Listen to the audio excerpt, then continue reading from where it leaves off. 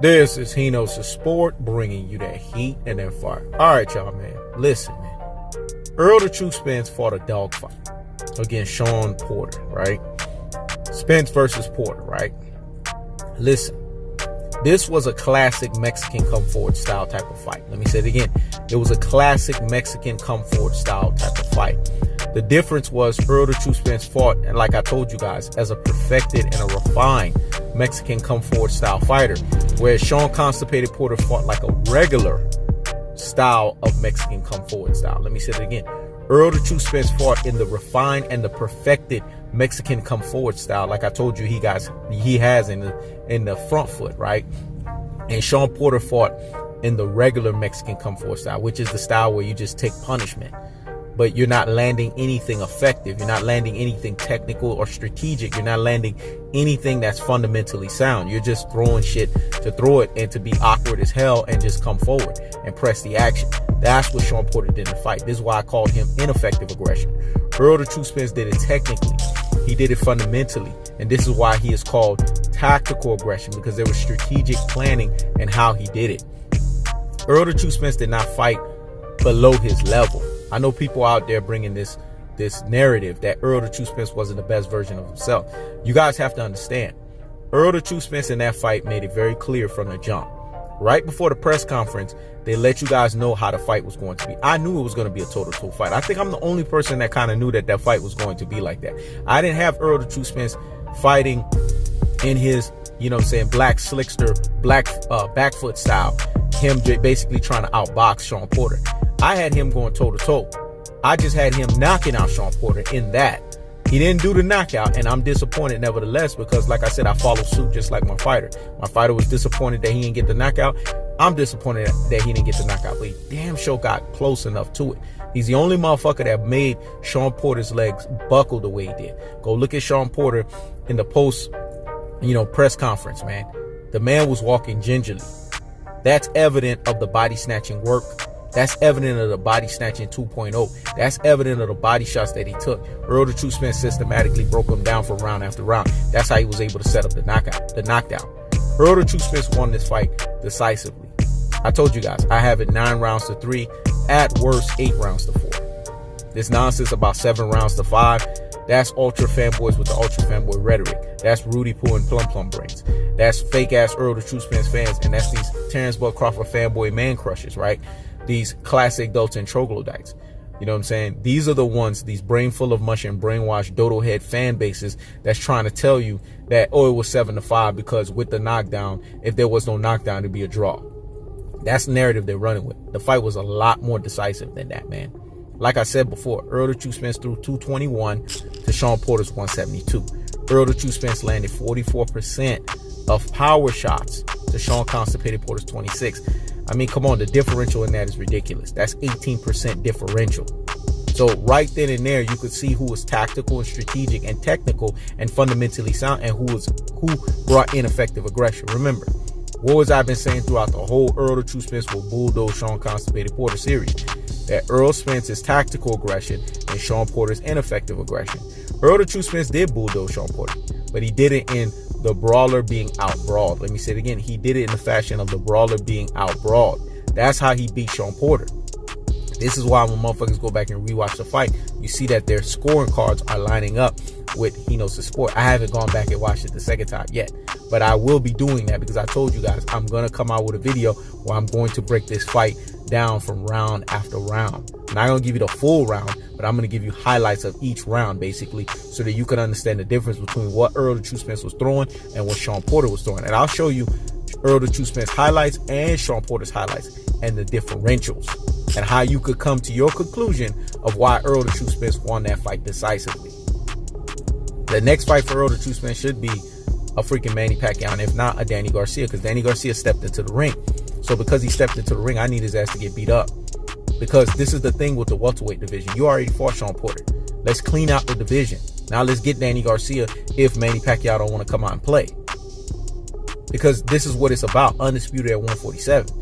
You guys too busy got Terrence Bud Crawford getting slide to the mouth. Terrence Bud Crawford, like I ethered and murked him in the last video.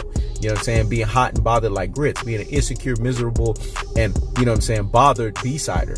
don't know how to land his foot on anything, but he's sitting here and fighting low-level and competition and low-level bum bashes. But he's a boogeyman? No, he's a booger man. Let me say it again. He's a boogeyman? No, he's a booger man. That's what he is. Snot filled and all. The motherfucker sitting here running his mouth, but he's not fighting up to the competition. So when he fights Errol the Truth Spence, he's not going to be ready. Because there's a thing of iron sharpening iron. Let me say it again. There's a thing of iron sharpening iron. He's going to get a rude awakening when he fights Errol the Truth Spence. While Errol the Truth Spence is sitting here getting better and better because he's fighting the upper level competition at the welterweight division, Terrence Crawford is getting worse and worse. Let me say it again. While Errol the Truth Spence is getting better and better, while he's fighting upper level competition, Terrence Crawford is getting worse and worse because he's not being pushed. He's not being tested. A 5-year past his prime Amir Khan does not test you. A lame Jeff Horn, who just got beat up and got KO'd by Michael Zarafa, don't make me laugh. That's not testing you, dog. A one-legged Jose Benavidez, who almost beat up Bud, had he would have had 2 legs. That's what people forget. Let me say it again, because it needs to marinate in the corpus callosum and in the cerebellum. Hear me and hear me well. A one-legged Jose Benavidez that if he would have had 2 legs, would have beaten Bud. Bud basically got the knockout in the very last hour of the last second of the last minute. That's how he was able to win that fight. That's how hard it was. This is the stuff that I'm talking about. And then now he's going to fight Kavaliauskas, Green Mean Machine. Come on, man. Don't make me laugh. That's his opponent in December, folks.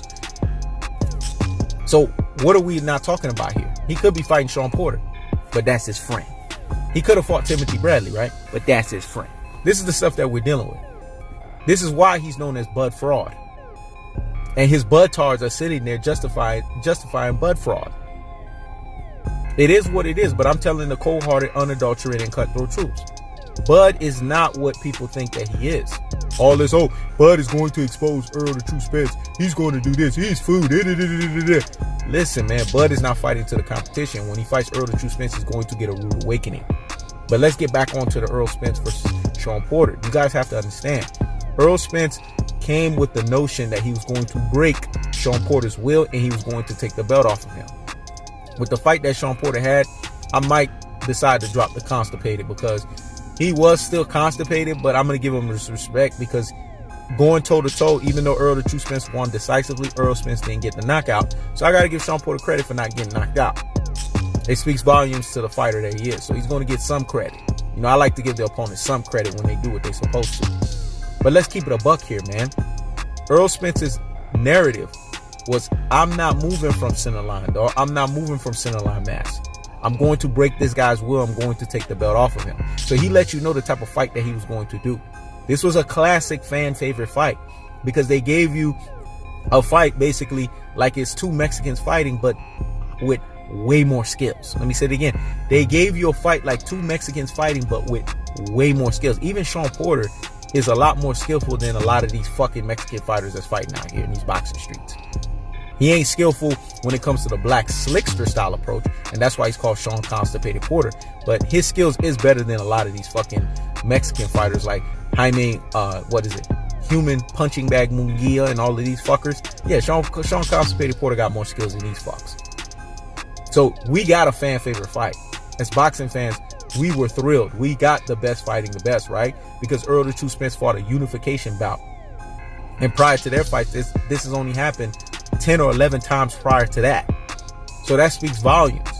And this is the stuff that I'm talking about. Errol the Truth Spence pulling up weight, doing his thing, while Terrence Crawford is sitting here fighting low-level and bum-bash competition. This is what Top Rank does. They do this shit with Vasily Lomachenko. They do this shit with Tyson Fury. Tyson Fury, didn't he almost get exposed by this low-level bum-bash in Otto Wallin?